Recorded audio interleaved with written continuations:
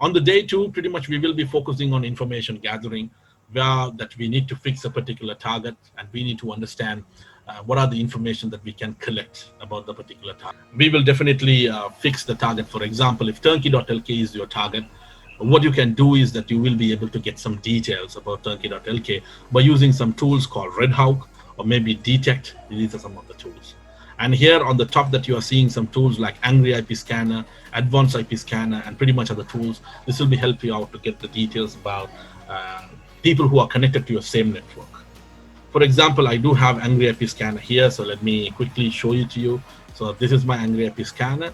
It's a free little tool that you can download it without any issues. So let me go to my CMD, and you can see here now I'm connected via my wireless network. That's really good. What I need to do is I need to type ipconfig just to see my IP address, right? So when I go to my wireless adapter over here, you can quickly see this is my IP address, 192.168.8. blah, blah, blah. I'm going to copy that IP address. I'm going to come over here. I'm going to put it here. So however, I need to put it with the range. So I'm just putting from 1 to 254. Those who are coming from networking world, you will definitely understand what is 1 and what is 254. So I'm going to pretty much scan the entire range of it. I'm going to click start. It's going to come back and give me certain information, certain people who are connected to the same network of mine. So there is no much details available that you can see the couple of laptops. This is my laptop, right? So 103. And this is one more, my laptop, my office laptop, which is also connected to the same network. And you can see maybe this is my phone and this is the router, right? Home router, Huawei router. So pretty much there are only 4 different people who are connected to me. So by using this Angry IP Scanner, I will be able to collect some information about the people who are connected to me. You can see I'm able to get some MAC address details as well. So let's say if I wanted to attack this particular details, particular machine, I can actually ask him to show some details. Not much details are being shown because this is a very basic tool. But when it comes to a different tool that we will be studying, something called Nmap or Nmap, this actually gives us more details, like what are the open ports on that particular machine and what are the versions of the services which are running on the machine, so that we will be able to exploit that. So that much deeper that we will be going in. And you can see here there are many other things available. I'll just quickly show you one here, like Shodan, for example. So if you wanted to look at what is Shodan, that's a beautiful concept. Let me go to this Google. Let me open the Shodan here. Let me open it here. This is a vulnerability search engine, where it's going to analyze the vulnerable devices, vulnerable security devices, vulnerable buildings which are connected to the internet, vulnerable websites, pretty much anything, vulnerable refrigerators also. You can see webcams that you can see. You got the idea. You can type pretty much anything that you want here. For example, you can type Sri Lanka, or you can type camera or Sri Lanka, whatever it is. Let me press, search here. You can see it's going to show me based on the countries how many vulnerable cameras are available. You see it here. There is the camera with this particular IP address is definitely vulnerable. There is a good chance that you will be able to log into this and see some, fun facts, which we will be doing in our class. Right?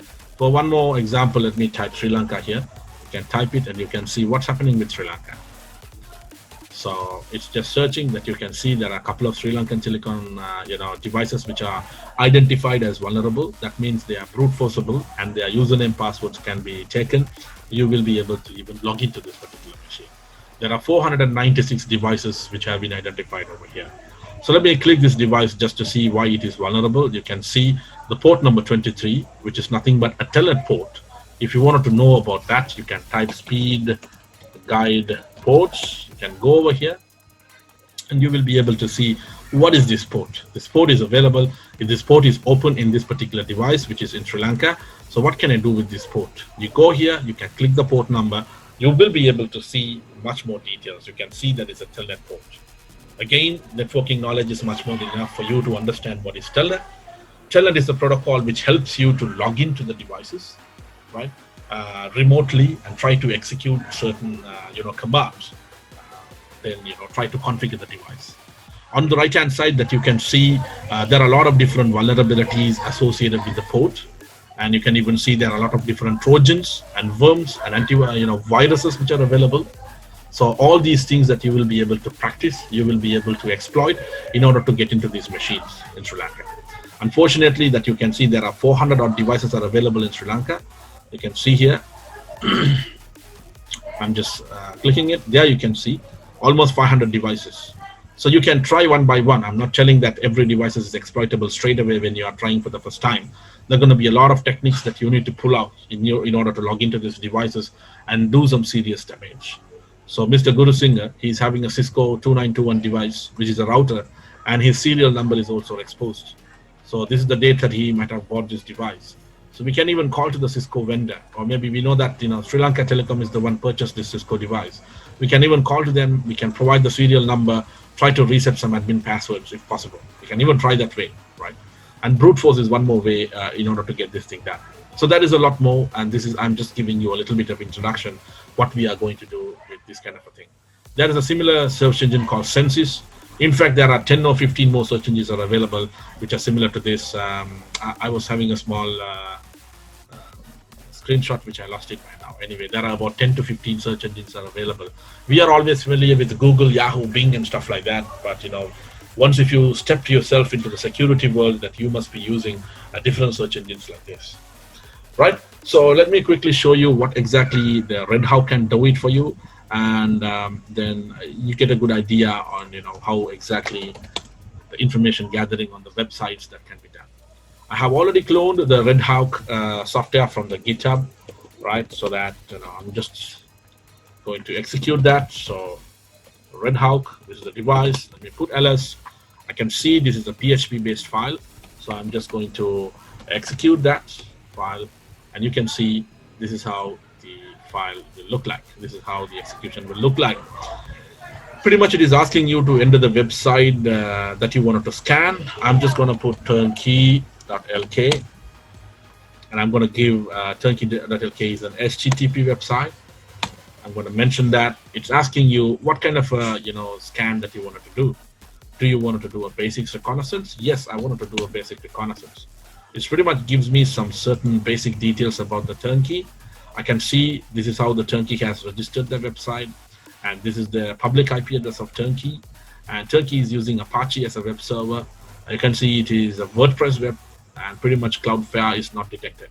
That means no antivirus solution, no firewall solutions was available whatsoever, right? So you can see if it is a WordPress website, there are many other ways that you can actually exploit as well. Let me quickly go over here and let me go for Turnkey, Turnkey. You can see now the Turnkey is opened up, the website is opened up. On this bar, right top corner, you can see there is a plugin called Vaporizer. It's freely available plugin where you can try to get some details about the WordPress websites. Here that you can see this is the version of the WordPress, and you can even see what are the different JavaScripts and search engine plugins they are using, and what are the version of those plugins. A lot of different things that you can see. Identifying the version of any of these application is much more than important for us. For example, you can go for exploit DB. If you know the version of a particular website or maybe any application, you can search, is there any exploits available relevant to that? Right, I'm going to say WordPress. I'm going to hit enter. I'm not going to go in detail. I do know that the plugin is different than what I'm searching for. It is 4.9.16. I don't think that plugin is vulnerable here, but however, I was seeing something related to 4.9. Look at this. So this is some kind of a vulnerability. So you can try this. You can even download this exploit and try to put this exploit to that particular website, and you will be able to make use of it. You can try the same with pickme.lk and whatever the website that you wanted to do. If it is a WordPress website, it is a piece of cake. If it is not, then you need to do something else. There are many other tools that we will be discussing in order to find those vulnerabilities on the non-WordPress based websites. What else that I can do from this Red Hawk? There is a lot. Again, let me type turnkey.lk, hit enter. It's an HTTP website. You will be able to, for example, let's say I wanted to scan for the ports, open ports, number 6, hit enter. It's going to take up a little time and give me all the different open ports. You can see here, FTP port is open in Turnkey. SSH is closed. There you go. Telnet port, it is opened, but it is filtered. That means it is blocked by the firewall. and pretty much other ports are open. So Turnkey is responding for 443 and 80. That means HTTP and the secure version of it, which is called HTTPS. And Turkey is using both the SMTP protocols, which is the mail server protocols that you can see, POP3, Post Office 3, and IMAP. And it is filtered, that is really good, 3389, which is nothing but an RDP port, remote desktop protocol. So this gives an idea, what are the different ports available, and we will be able to exploit based on that if it is possible. So what else that I can do? It's pretty much asking scanning is complete, press enter to continue, blah, blah, blah. So I'm just going to stop exploring this because this is a mini series. On a full-blown series, we will be doing one by one. Pretty much you can even do a subdomain scanning. You can even try to understand whether Turnkey is vulnerable for SQL injections. A lot of different stuff that you will be able to do straight away without having any knowledge of the coding. So that is the power of these tools. But anyway, that I have cloned this tool from GitHub, which you will be able to do it as well. Okay, so these kind of things, there are similar tools are available. So these are the stuff that we are going to discuss when it comes to the day 2, and we will be doing some vulnerability assessment as well. We will be using a world famous tool called Nessus in order to do that. We will have around 7 days of free versions, free license in order to get that thing done. We can even use Nikto, which is an inbuilt tool when it comes to Kali Linux. In the next section, that we will be doing Metasploit exploitation, where we will be learning the basic commands and how to navigate on the MSF framework. We will even learn how to obtain meter precisions on the Windows-based and Linux-based boxes. We will study how to navigate between multiple sessions. We will even go through in deep on how to escalate the privileges and persistence attacks, how to get information from the browser, and how to get the Metasploitable framework deployed based on a browser. We will even do a couple of challenge activities called Metasploitable 1 and Metasploitable 2, which are purposely built to be beaten by this MSF framework. So a lot of interesting facts are actually waiting on the next session.